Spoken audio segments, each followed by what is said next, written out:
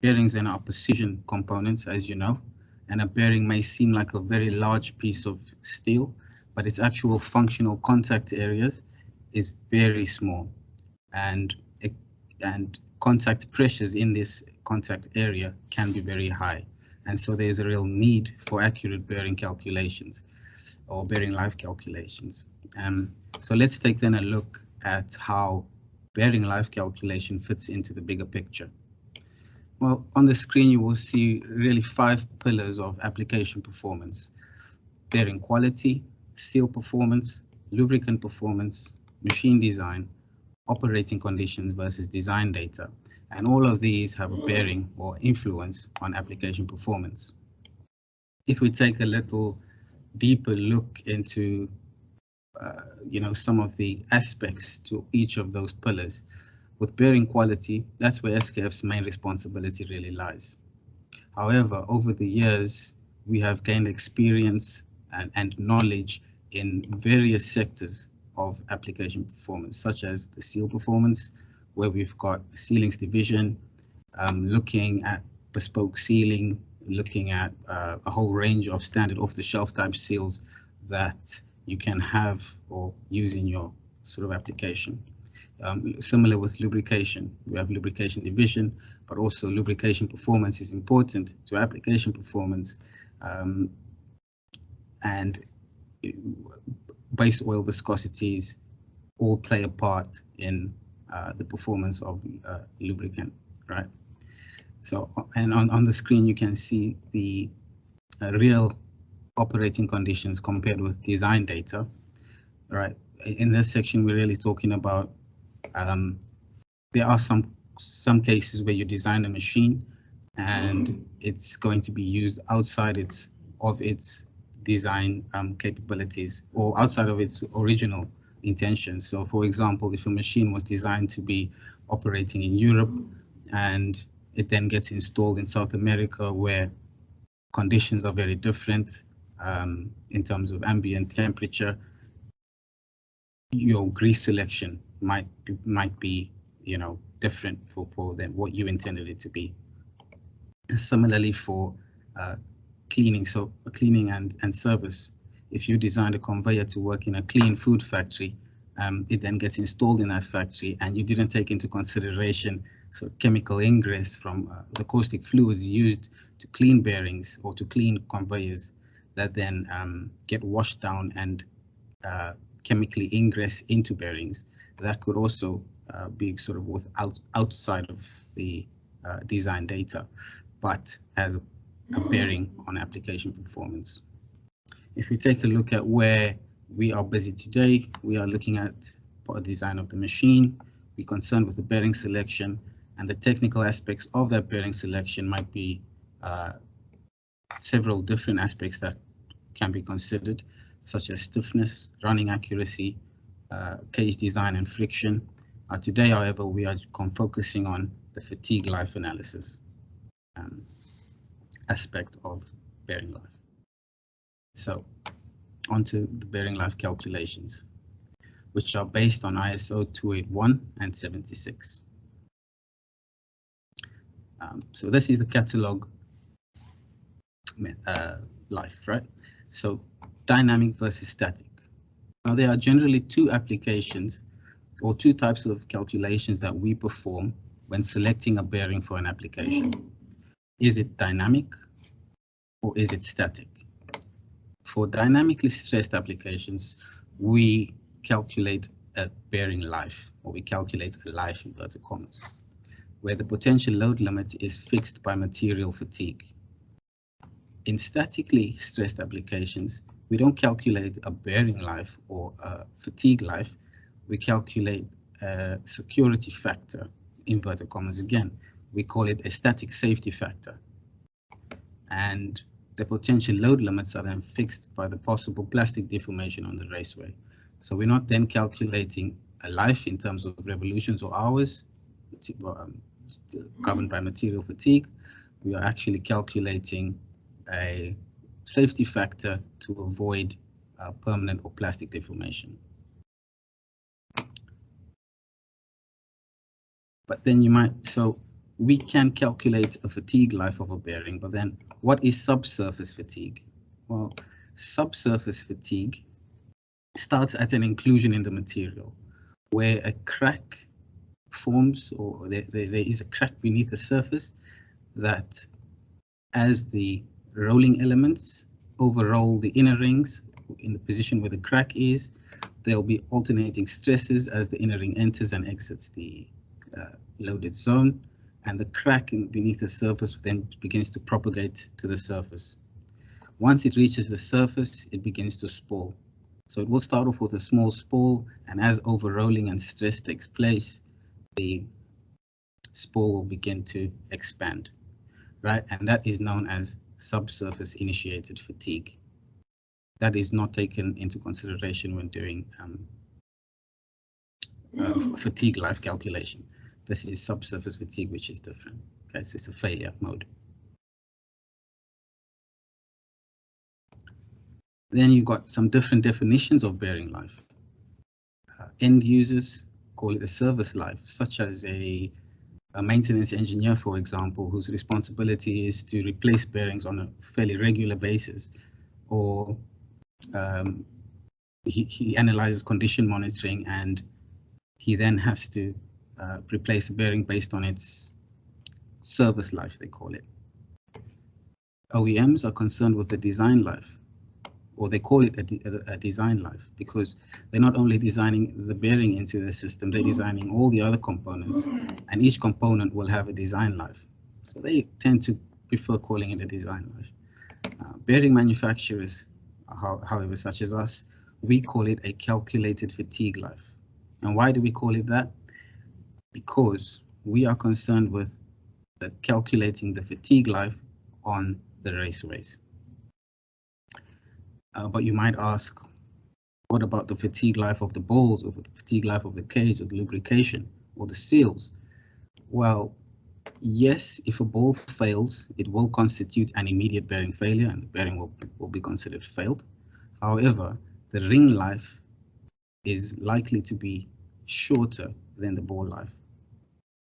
Similar with the cage, ring life is shorter than the cage life, given that conditions are optimal. So we're not considering misalignment, we're not considering contamination or bending or anything like that, right?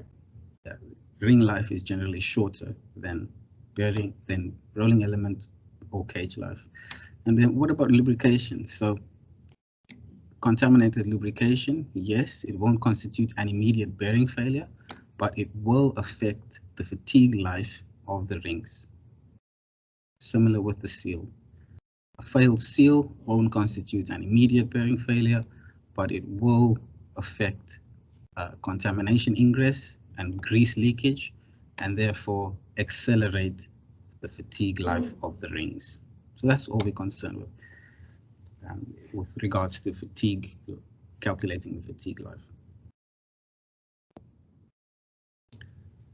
So onto the actual calculation for basic bearing life, right? So nominal. L10 is equals to C over P to the power of small p, where L10 represents a 90% reliability factor. C is your dynamic load rating of the bearing, so every bearing will have a dynamic load rating. P is your equivalent load, and that is made up of the radial and axial load resolved to one load so that it can be used in this equation. And there are different ways to resolve that load depending on which type of bearing you are using. And all that calculations are available in the catalog. P, the small p exponent, is an exponent used for ball or roller, where for balls it's an exponent of 3, and for roller bearings it's an exponent of 10 over 3. Now to convert the nominal life, which is calculating revolutions, so the basic C load rating is used for calculations involving obviously dynamically stressed bearings. In other words, bearings that rotate and rotate at a certain speed. It expresses the load that will give an ISO basic life rating of 1 million revolutions. And it is assumed that the load is constant in magnitude and radial for radial bearings and axial for thrust bearings.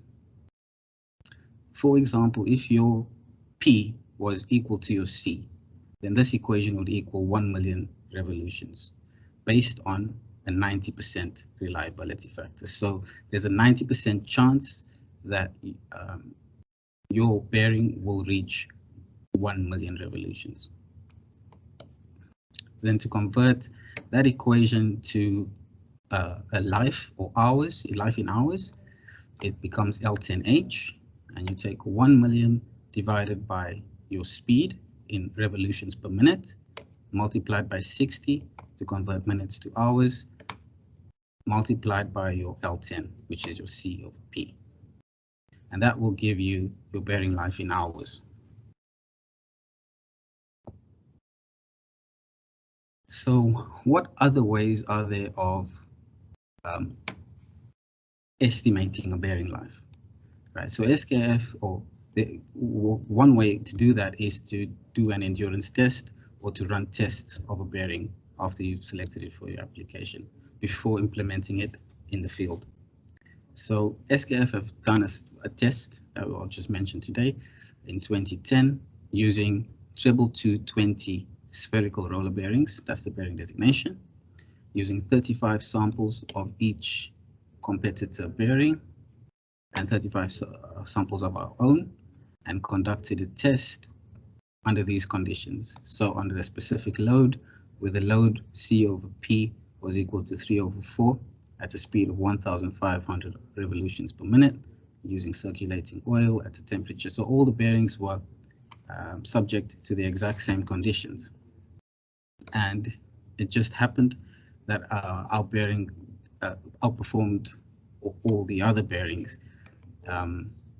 But again, the only reason for showing this is to show you that bearing life can also be determined through testing. So hope that makes sense. On to one of the next slides. You then get an modified rating life. So for modern high quality bearings, as you've just seen in the previous slide, the nominal or basic rating life can deviate significantly from the actual service life in the application. Now, the service life in an application depends on a variety of other influencing factors, such as your lubrication, the degree of certain contamination that could enter the bearing, misalignment, a proper installation plays a major factor in bearing life, and other environmental conditions. So therefore, ISO 281-1990 was amended in 2000 to contain a modified life equation to supplement this basic life equation. So the basic life equation is still there, but it allowed bearing manufacturers to recommend a suitable method for calculating a modification factor. In this case, ours is an SKF modification factor that can be applied to a bearing based on operating conditions. So the SKF factor is made up of a certain amount of factors, which include lubrication, it includes fatigue load limit of a bearing, and it includes contamination factors as well, right? So basically what the LNM is, it's the life modification or modified rating life.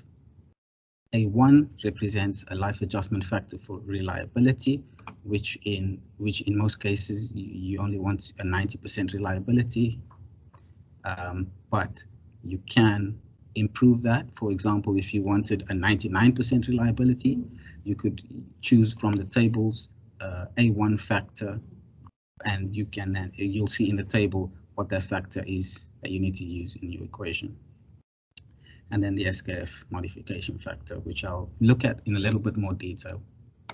Then to convert that from revolutions to hours, and based on your speed, it's exact same. It's modified rating life in hours. 1 million divided by your speed times 60 to give you hours times the exact same rating life. So the SKF rating life modification factor ASKF is a function of your kappa, which is your viscosity ratio, a contamination factor, PU, which is a fatigue load limit, and P, which is your equivalent dynamic load from your actual application. The PU can be found in the tables next to your C values, for example.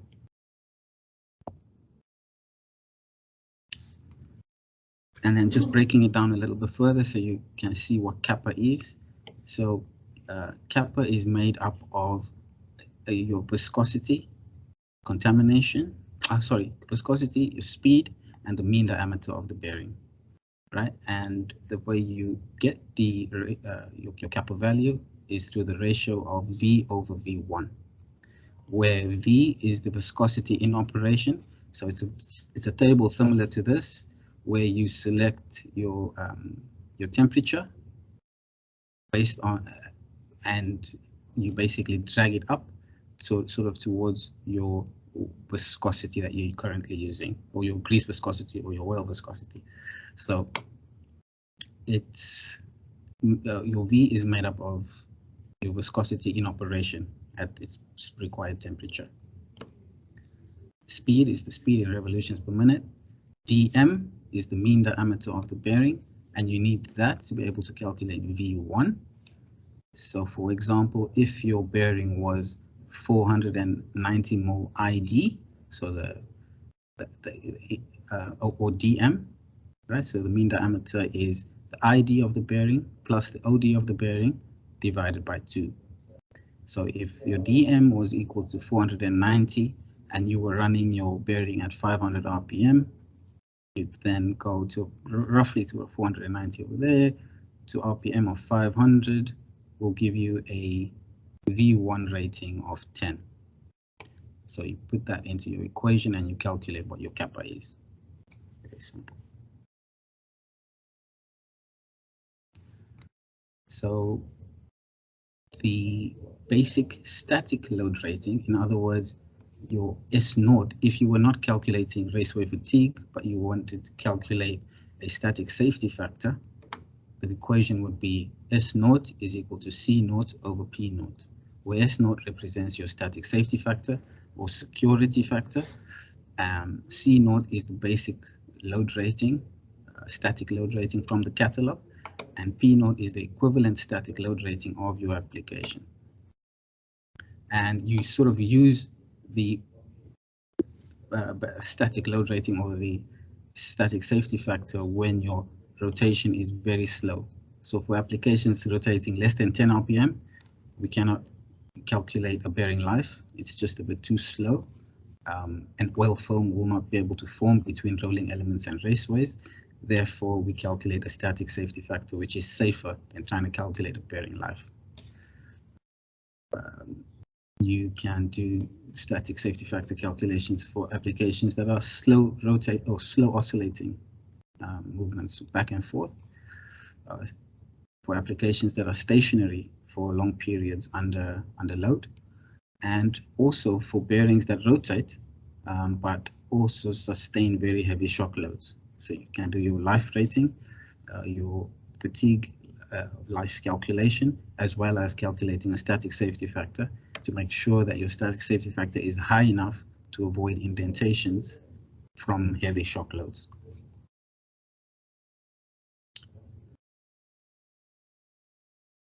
Then we've also got more advanced life calculation methods, and I'll just give you a brief overview on what those are. So there are some pros and cons to these methods. So the advantage of the catalog method that we've just been through, it is quick and easy. You can do it manually on a piece of paper. You only require a few inputs such as your load and your speed and the lubricant that you're using, and you do get reasonable accuracy. Okay, so bearing in mind that your application is, your bearings are well supported, that there is zero clearance and no preload, and that there are no moment loads, and that the speeds are within reasonable limits. Your bearing life calculation by hand will be fairly accurate enough in a lot of circumstances. Disadvantages of that method is it cannot consider preload. So when you're trying to optimize your bearing performance, it cannot consider moment loads, and it cannot consider flexibility in the application or in the shaft and in the housings, and it does not really have the ability to give accurate life results for high speeds. So using sort of more advanced life methods, you can calculate bearings operating at higher speeds even than are recommended in the catalog. And it doesn't include stress integration of the overall volume. So rolling contact fatigue and its influencing parameters. So what is this image showing us here? Right, you've got a graph at the bottom over here where your calculated life is on the left-hand side and your bearing setting, whether in clearance or preload, is on the bottom.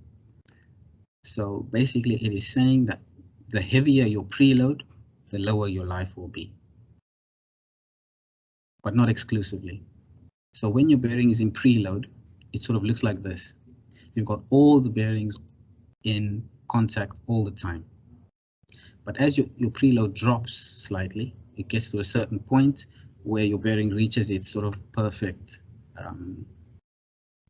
position, where not all the rolling elements are in preload or in operation, but most of them are.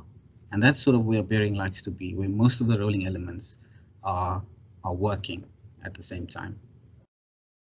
As you enter clearance, for example, only a certain amount or less rolling elements are in contact at one point in the loaded zone, and that is in most cases fine, but it's obviously not as good as having some preload where your bearing sort of has most of this rolling contact in operation at the same time. It's just a basic graph to show you what differences between preload and clearance and how it affects bearing life. Other influencing parameters are the design of the actual bearing and its rolling elements. Now, certain manufacturers manufacture rolling elements which are very straight. The disadvantages with that is you've got very high edge loading or very stressed edges that can result in ring fracture, in accelerated fatigue on the edges of the raceways. And as your load increases, it just gets worse. And as your load changes position, it also gets quite bad. Circular crowning, for example, as well, where you have quite a big circular rolling element, and that all the load is then applied through the center and not sort of distributed along the width of the inner ring. As your load increases, yes, the load does spread out a bit, but that's really just the inner rings trying to avoid bending, and therefore you've got heavy stress loads on the edges as well. That can lead to ring fracture and so forth. However, with logarithmic crowning, which are what our bearings have, you've got a very good evenly distributed load across the width of the inner ring. So you won't have part of the inner ring fatiguing faster than other parts of the inner ring, giving you a good sort of even bearing life across the width of the bearing, even under heavy loads. And when misalignment is involved, yes, it will be heavy on one side, but we still do not see those peak type loads, stresses that affect and accelerate bearing life.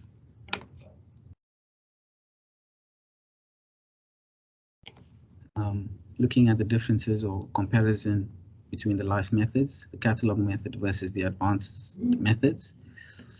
The catalog method looks and considers load, viscosity, dynamically stressed applications, contamination, and takes into consideration the fatigue load limit. But the more advanced methods cover a wide range of other aspects of bearing life, and you can then start looking at individual loading element loads, centrifugal loads, clearance and preload. You can sort of use software to adjust and optimize bearing performance, misalignment, the roller profile, and the fatigue stress limit, and outer ring rotation as sort of modeling. Some of the tools we use to calculate more advanced bearing lives is SKF Beast is a very good application, used a lot by our racing division for bespoke type bearings, where, you know, in Formula One type applications where bearings need to be changed on a very regular basis, or designs need to change on a very regular basis and be tested within a piece of software. That's an internal software. However, the rest of the software that SKF do are all available to customers, are accessible to customers. SimPro Expert is a more complex design tool where you can sort of look at fairly large gearboxes where you've got multiple shafts and gears driving different shafts, and sort of start to look at what the bearing performance is within that. SimPro Quick is a very similar design to SimPro Expert, except it's just based on one shaft. So you can then still model multiple bearings, but multiple bearings on one shaft. You can have several housings on the shaft, or you can have a single housing within that bearing calculation. You can do a lot of modeling with SimPro Quick, such as bearing load distribution, the impact of bearing stiffness, clearance effects, and I'll show you some more what you can do with SimPro Quick later. Then we've got other online tools which can be used for bearing life calculation, such as SKF Bearing Calculator, which is just on the SKF website. It's online based.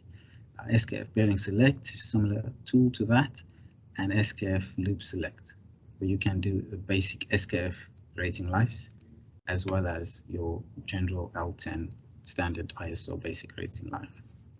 You can do grease lives, as well as minimum load limit. You can also get bearing frequencies for defect settings for your condition monitoring systems, and several other very good outputs that you can get using standard online tools. So with Bearing Select, the one I just mentioned, you can model one or two bearings on a shaft. It's very easy. You can access it via the internet, and all the bearings in our rolling bearing catalog is available on Bearing Select. You then have the possibility to store your file on our server or locally on your computer for accessing it at a later date, for example. This is what Bearing Select looks like. You select a bearing for one side of the shaft and then another bearing for the other side of the shaft. You have the option on the next page to select what your speed is, where your loads are acting, what type of lubricant you will be using, and it gives you very, very good outputs, sort of that you don't have to do any of those manual calculations using one of these online tools. And they are very, very user-friendly and easy to use. Also part of Bearing Select is you get to select your housing fits, your shaft fits, and it then calculates and gives you sort of recommendations on what those should be based on your loads and speeds and type of application.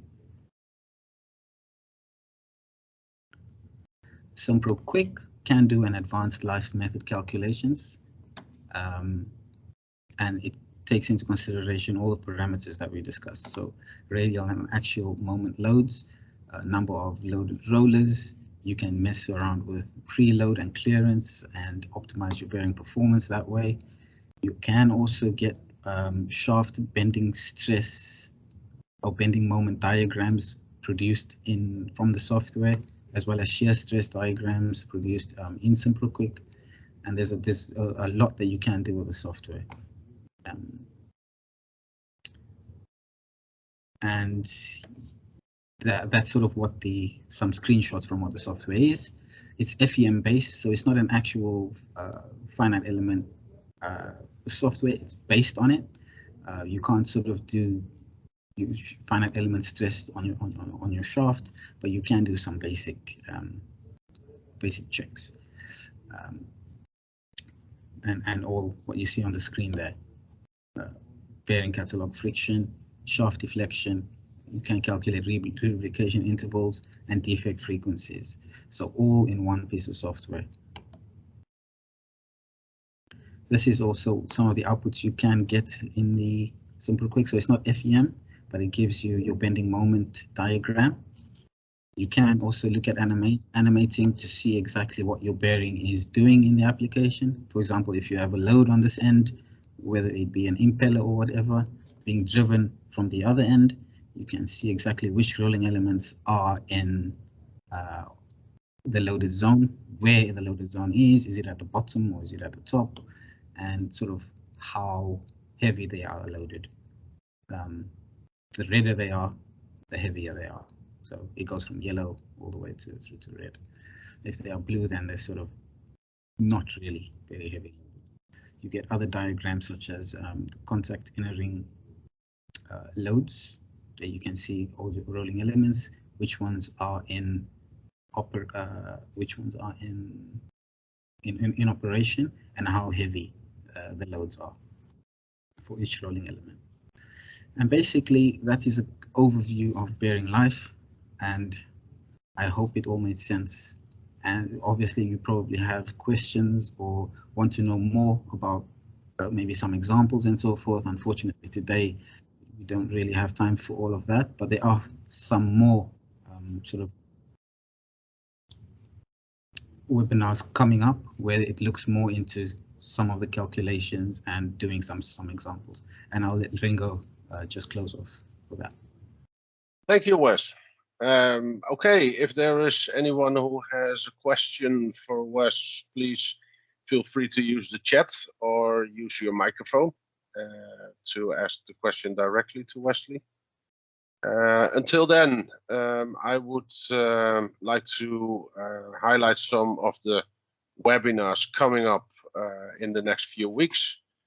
We have one next week that will be all about Recon Oil. Recon Oil is a new service from SKF, where, as the name says, oil can be used in for a longer period. It can be reconditioned time after time with the same characteristics as the original oil. So that can save you a lot of money, but also which is really good for the environment. This is a new service from SKF that might be really interesting for you or your colleagues to join as well. Afterwards, we will share the presentation with you, and by clicking on this image, you will be linked directly to the landing page where you can sign up. As you know, last year and this year we have run a lot of webinars around many different topics, and also on the same landing page you can find an overview of all those topics, including a recording. And by clicking on one of the images, you will be directed to this landing page where you can find the topic of your interest. Click on the blue button and you will be linked to the YouTube channel where you can find all the recordings. So please have a look on one of those pages, and there will probably one of topics that might interest you. Also a lot of topics that are in relation to what Wes just presented. So topics around the application engineering part of our business, but you can also find some industry-specific webinars around food and beverage, agriculture, okay. So have a look if you want. If there are no questions at the moment, I will end up this webinar by going to the last slide. But before we go there, there is a question in the chat. Wesley, in terms of the basic static load rating, what is considered an acceptable safe static load value? Okay, Jack, thank you for that question. Basically, if you go to our SKF catalog, you can select your static safety factor based on what you need. So if you, for example, you require vibration-free, quiet running, X, Y, and Z, then your static safety factor will be higher. If you don't require all of that and you need just a basic static safety factor to ensure that no deformation takes place, then your static safety factor will be lower. But we do have a table in our catalog where you can actually select that and choose. Okay, so what I can do is put a snippet of that page and give you a download link to the catalog so you can have access to what the table is. Okay, Wes, thank you. That sounds good. Hope this answer is what you expected, Jack. Thank you for your question. Okay, then we move over to the last slide of this webinar, and that's the map of UK and Ireland, where you can see the split between the different regions, and on the left-hand side you see the names and the mobile numbers of our regional sales managers.